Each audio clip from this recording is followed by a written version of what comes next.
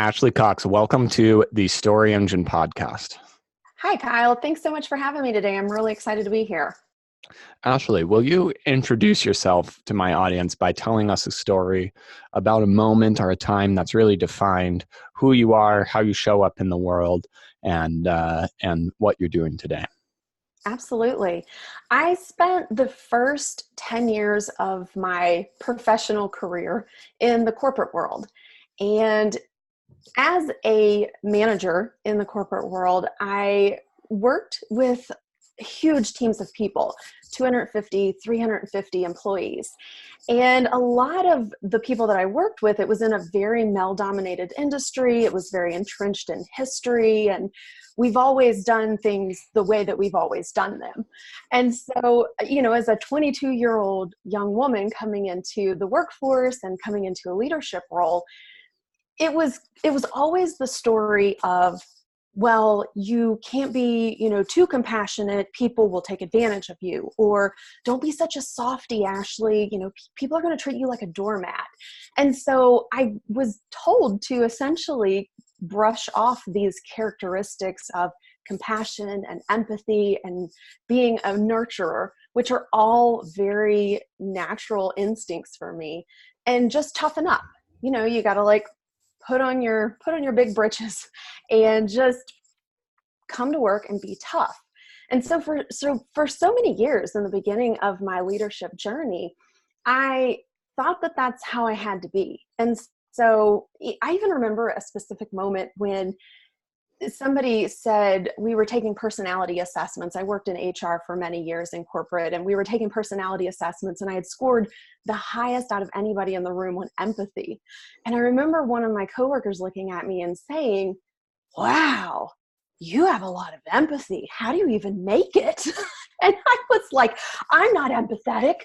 And so in that moment, I realized, oh my gosh, how have I been denying who I am as a human just because everybody else told me that I had to be this way? So at that point, I thought, what if I just embraced that side of my personality? What if I embraced empathy? And I led from that place. And so when I did that, everything in my leadership journey and in my career changed 180 degrees. My employees respected me more. Coworkers were able to come to me with bigger problems. I was able to get to the root cause of things that were going on that had maybe been going on for months or even years much more quickly because I tapped into that strength, that natural tendency that I had of empathy. And so my leadership journey really took off from there, and I spent a few more years working in the corporate world, and then I decided I wanted to branch out on my own and start my own business. And so now I work specifically with female founders, and I help them learn how to tap into and leverage those natural strengths of their own so they can lead their teams in a way that feels really good and gets amazing results.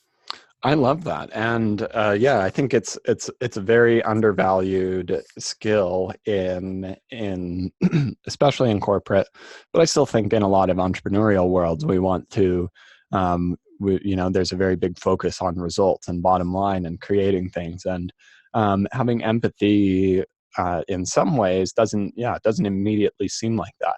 Can you tell me the difference, maybe between leading, or what an advantage somebody leading with empathy and really tapping into that skill set? How can they uniquely lead their teams, and how does it show up differently than the common kind of understanding of what good leadership looks like? Absolutely. I love this question, Kyle. And I also want to make a disclaimer before I answer that question, that not only women can lead with empathy, but so can our male counterparts. So if you are a guy who has a lot of empathy and a lot of compassion, I know that you also get a lot of the same comments that the women do about, oh, you need to toughen up. But I want you to really embrace that and lean into it, because we need more of that in leadership all across all industries. So my answer to your question would be that when we can lead with empathy, we approach a situation from, if I were in this situation, how would I want someone to treat me? And so we start to look at this situation by saying things like, I'm coming into this with a positive intent. I'm assuming that this person had positive intent. They didn't maybe set out to make this mistake or say this thing that has gotten them into trouble or not do the task that they were supposed to do. I want to come into this situation with an open mind and an open heart to say, maybe this person really didn't understand the instructions. Maybe there was some other situation or issue that came up that was outside of their control that they needed my help as the leader or the manager to clear out of their way in order for them to really be able to move forward. Maybe I've created an environment where they don't feel like they're comfortable enough to come to me, but when I can tap into that empathy side, then people feel more comfortable coming to me and sharing things that they might not otherwise have shared. So there's a lot of benefits to being empathetic, and it doesn't mean that you're going to become a doormat or get run over if you employ some other leadership skills to balance that out. It makes a lot of sense, especially when building teams, and it's a certain value you can create. Because I remember being kind of a new person in a startup, trying to learn a lot of the ropes and just like desperately trying to figure everything out. And I wasn't receiving a lot of empathy back then amongst all of the challenges and things. And I was really, I felt a need for at least a little bit of like, yeah, you're doing awesome. Like, I like this, not that. And so I try to do that with my own team these days.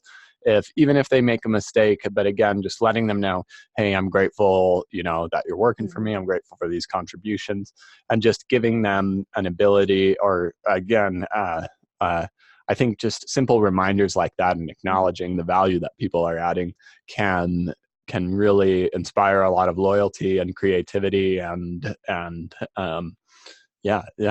good movement in the team.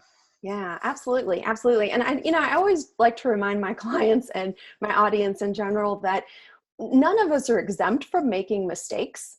And a perfect example is there was a several month period of time where I had actually spelled my own name wrong in my Instagram bio. Like, that's really embarrassing to admit, right? Especially, I don't know how many thousands of people might listen to this podcast eventually, but I had transposed 2 letters because I had gotten in a hurry when I set my account up and I just went about my business. It can happen to anybody. And at the end of the day, it's not something that's going to make or break the business. And so when we get all uptight or righteous over mistakes being made, it would do a lot of good to just kind of step back and say, you know what, at the end of the day, is this really going to make or break my business? And let some of those things go. Give the constructive feedback, give the correction, hey, we need to be a little more careful, pay attention to detail, but it's not that big of a deal. I don't want you to stress over it. Let's just fix it and move on. But so many people don't address the issue, and then they just let it kind of boil and become this monster that's hiding in the room with the team. And so then the team feels it and the leader feels it, and everybody feels kind of like they're stuck in this awkward stage or moment. And it's the leader's responsibility to pull the team up out of that and to keep things moving forward. That makes a lot of sense. And having this kind of core communication and foundation is essential. Can you tell me about, since we're talking about everybody makes mistakes, I'm certain that there are ways that people can misuse this talent and this gift as well. What are some of the pitfalls that people who are empathetic and using that in their leadership should be aware of and avoid? That is such a great question. Yes, there are plenty of pitfalls. And it's just like, okay, I love this saying. I have to say this saying before I keep going. Any strength can become a weakness if it is not used properly. And any weakness can become a strength if you learn how to leverage the complementary strength on the other side. So what I mean when I say that is, yes, we can go way too far with empathy when we don't expect that anybody in our team is doing anything wrong, that everybody really is trying their best, and that, you know, they would let you know if they had a problem, and you're just giving too much rope. You hear the saying, like, you give too much rope and you hang yourself with it. So when we give too much rope and we don't set those boundaries and we don't set expectations, we don't create the structure for our team, then it's super easy for them to just do exactly what we're expecting of them, and that is do whatever they want. Mm. And so if our team is running around doing whatever they want, that's an indication of you as a leader not setting strong boundaries, not having solid expectations in place, not creating the guidelines, the rules, and the structure for your team. And so, yeah, you can absolutely be overly empathetic and become a doormat and be run over and sit back and wonder, what happened? Why did my team run amok? That makes a lot of sense. And I think a lot of people, and I think particularly a lot of the women you're working with, this may be the case too. It's easy to be empathetic with your team, but it's not as always easy to be empathetic with yourself if you make those same Mm. mistakes or or are doing things. So how can you? I think it's a big challenge as a leader to hold yourself at a very high standard, and any kind of mistakes that you make, or whatever drawbacks or weaknesses that you have, you deserve to, in the same way that you would understand with one of your employees or team members, cultivate that same understanding with yourself. Is that something you work with, and what does that look like in practice? Absolutely. It is something that most of my clients struggle with at some point or another in their leadership journey. Whether it's on the front end, thinking, I just don't know if I'm cut out to be a leader. I don't know if people are going to listen to what I say. I don't know who am I to tell other people what to do? So there's a lot of that self hesitancy in the beginning. And then as they start to get into their leadership role, when things start to go sideways, as they generally do when you're leading a team of people, something is going to go awry at some point or another. Immediately the response is, oh, I must be an awful leader. I must not I don't really know what I'm doing, so I must be the problem. And yes, your team is a reflection of your leadership abilities, but it doesn't mean that you're a bad person. It doesn't mean that you're an awful leader. It means there's an opportunity for you to develop a skill that you don't currently have. And so if you can look at it more objectively to say, you know what, I could really sharpen my communication skills. I think that would help our team work better together. Or I really need to work on my delegation skills. I have a tendency to keep all of the tasks to myself or give them to employees and then take them back when I feel like they're not getting done quick enough, they're not getting done correctly. When we can learn to assess our skill development and identify those gaps where we need some additional training and improvement, then that takes the personal side out of it, and it makes it more of an objective look at, really, just like anything else we would in life. I can't go out tomorrow and build a rocket ship. I don't have the skills to do that. If Hmm. you've never led a team before, you probably don't have the skills to do that. And it's the same exact concept. You have to develop those skills to become really effective leader. I love that, and I think it's something that everybody encounters on their journey to really growing. I think it's part of the process of becoming an entrepreneur. I think is becoming a better person, which requires kind of making these attempts and uncomfortable things, and really a lot of growth. Oh, Um, yeah, absolutely. One of the things that could be particularly uncomfortable sometimes is having this same empathy, not only inward, not only on your team, but maybe towards the clients you're working with. Mm. Can you tell me about some of the applications and advantages of being an empathetic leader while working with clients, or maybe even spreading your message before they become clients? Yeah, I think that empathy goes a long way when we're working with clients, because Especially if you're in a field where people don't really understand maybe what it is you do or how you help, or maybe they're at the very beginning. So I work with a lot of wedding professionals, and so their clients are brides, and brides generally are getting married for the first time, and they've never been through this process before. So in a wedding consultant type of business, maybe a wedding planner, a florist, a photographer, whatever, you might be in that wedding industry, you have to have a lot of empathy that your bride literally has no idea what she's doing. She's never planned a wedding. She doesn't have your experience or background. She doesn't know what questions to even ask, let alone probably what answers she would even have for those questions. So having a lot of empathy toward your client can help to build a stronger bond with them and make them not feel stupid.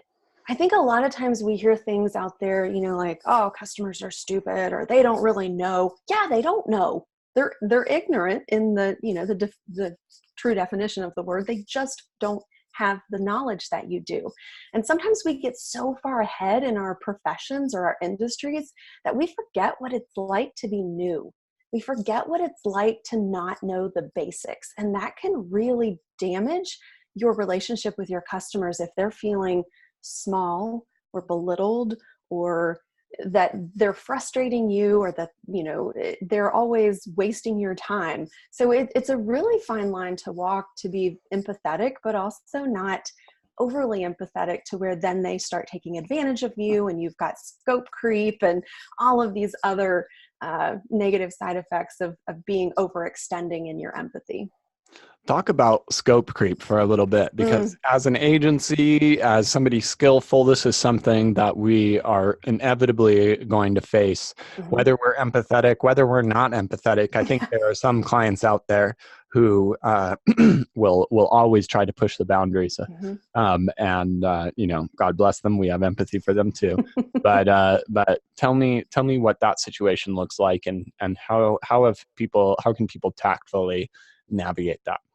Oh, I love this. I love this conversation because leading a team of employees and working with clients has a lot of parallels and a lot of similarities. I think if you're a small business owner and you're a one-man team or a one-woman team, you are essentially leading your clients through this process every single step of the way. And there are always going to be people who, if you don't ask, you don't know. So if they're having some scope creep, then they're probably just trying to push the boundaries to see how much you're going to give in. And it comes back to having clear boundaries and clear expectations. And I think one of the most important things that I do in my business, and that I also teach other new business owners, I teach a 9-week business development program for new entrepreneurs in my local community, in addition to my business. But one thing I teach a lot is have a kind of like a boundaries or an expectations conversation with your client up front, and then put it in writing and give them some instruction. What are your office hours? When are you going to be responding to emails? So that way they know that if they send you an email at 8:00 at night, not to expect a reply right away. You'll reply in business hours the next morning. Or if you work in the evening, you can always, set up Boomerang, which is a Gmail extension, to send that email out first thing in the morning. So you can still be working, but they don't know it. Even still, just setting the expectation of like, hey, I do remote work. I work different hours than most people, and I may send you an email at 8, but that doesn't mean that, if you send something back, that you're going to have my immediate attention. And just still having your office hours or when to expect communication from you, even if you step outside of it a little bit, gives you that freedom to do it without making it into a slippery slope. Absolutely. And, if the client starts to get it, outside of the scope, it's just a gentle reminder, this is outside of the scope of our project. If you'd like to talk about the opportunity to work on this project, let's just hop on a quick 10-minute call. We'll figure out what it is that you need, and we can take care of you right away. Don't make it a big deal. Don't fret and worry over it. They probably have forgotten what the boundaries and the expectations are. It's your job as a business owner to remind them gently, and then to give them an alternative solution. Hey, we can talk about that. Absolutely. Let's hop on a quick phone call and figure out what you need. And that, if you make it awkward, it's going to be awkward. But if you don't make it awkward and you're just handling it as a conversation, then that's all it's going to be. I like that a lot. Can you tell us now, so you've given us hundreds of little moments and hundreds of little opportunities to use empathy to improve our situation with ourselves, with our teams, with our clients. But this seems like, and as most things do, it's a practice, it's a muscle that you build every day. And either somebody that doesn't have it, or maybe they've been denying it, or it doesn't exactly come naturally to them. What does it look like to start practicing empathy? What's something simple we can do every day to start building that skill? Oh, I love that question. I think the most important place to start could be with yourself. And, we talked a little bit about that. If you can't have empathy for yourself, it's really hard to have empathy for other people. And so a really super easy practice that you can start every day for yourself is to maybe set a reminder on your phone just for a random time, 2:30, 1:22, 8:13 p.m. It doesn't matter, whatever time, but just put a reminder on your phone. How have you practiced compassion for yourself today? And so you can kind of stop and think, okay, have I talked to myself kindly today? Have I given myself grace when I didn't know the answer right off? Have I taken a minute to really reflect back on all of the incredible things that I've done? Just yesterday, and I struggle with this still. I think it's just human nature. We all have a tendency to be our own worst critic. But yesterday I was in my mastermind group, and everybody was going around the table giving an update on what they had done the previous month. And I was sitting there going, wow, you guys are killing it. You are just making some boss moves. That's amazing. And when it got to me, I was like, I don't know how I'm going to follow that. And then I said, oh, well, within the last month, I did a complete rebrand. I had new brand photos taken and got those posted. I had a new website developed. Oh, yeah, and I wrote and published a book. So it wasn't a shabby month. But immediately, because all these other people were doing amazing things, it was easy for me to slip into that mindset and say, I wasn't enough this month.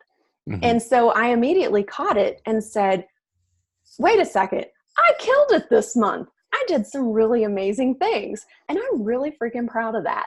So I think just it becomes not maybe always the first thing that slips out of your mouth, but you catch it a lot quicker when you're practicing it on a daily basis.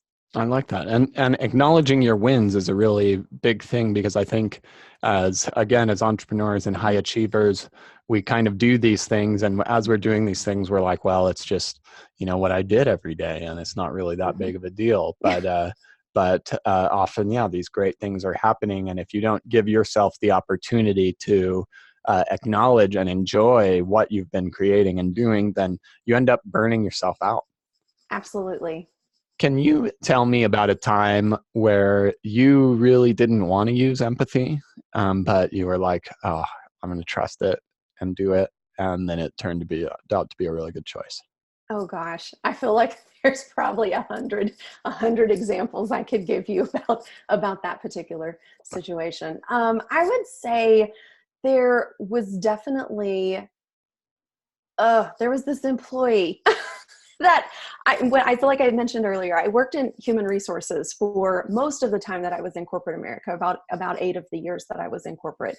And there was an employee who just wanted to fight us on every single thing that we were asking him to do.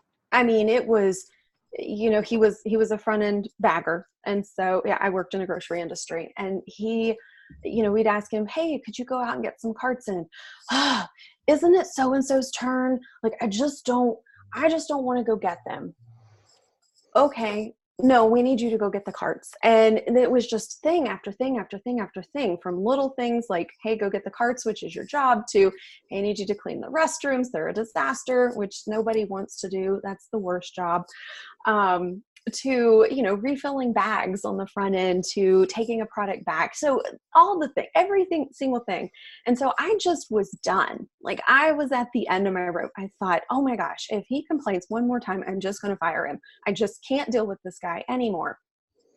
And so I had a supervisor who was like, okay, maybe like just sit and talk with him. Let's find out what's going on. Why is he so combative? What's going on? So I did, very reluctantly, mind you, sat down with him and I talked to him, and I said, we'll just call him Fred. I was like, Fred, what's going on? You've been fighting us tooth and nail every step of the way for the last couple of weeks. I don't get it. Well, come to find out, Fred's wife had gotten cancer, and they were dealing with this diagnosis, and he was having a really hard time, and he just felt angry at the world. And, through that conversation, obviously you can probably assume I felt like a big turd at that point. I was like, wow, I've really thought that Fred just was being combative and he didn't care and he didn't want to work here, and what was this issue? And I was ready to let him go. But just by sitting down and extending empathy and talking to him and finding out what was going on, Fred opened up and he told us that, this very real situation was happening. We were able to give him a leave of absence. He was able to take care of his wife. And when he was able to return to work, he was a much happier employee. And it was just taking that 5-10 minutes to sit down and talk to him. I love it. And that shows a lot of value in there, and something that, again, is really counterintuitive sometimes to do. Absolutely. Ashley, you've taken us on quite a journey of exploring many different useful, valuable, profitable ways to create more empathy in our business and our team, with our clients, with ourselves.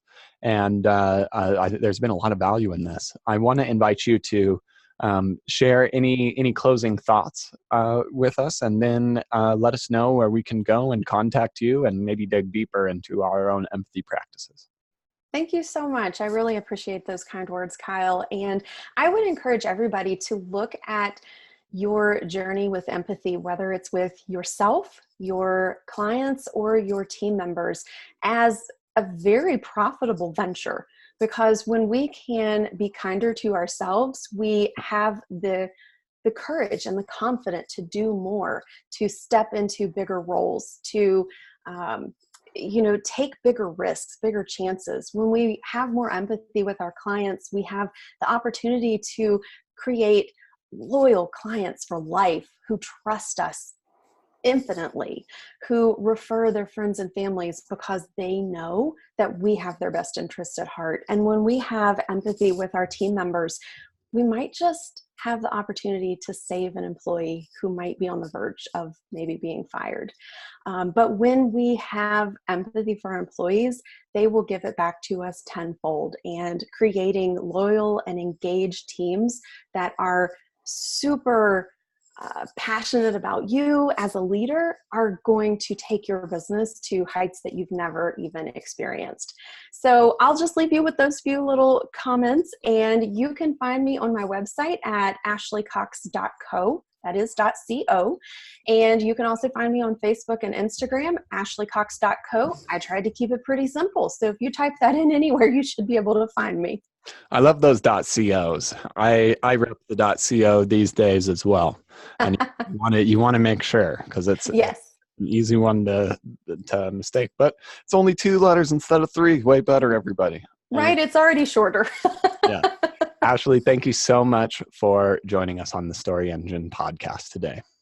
Thanks so much, Kyle. This has been such a blast. I hope that you all have gotten so much value out of this conversation, and I look forward to connecting with you guys wherever you might find me online.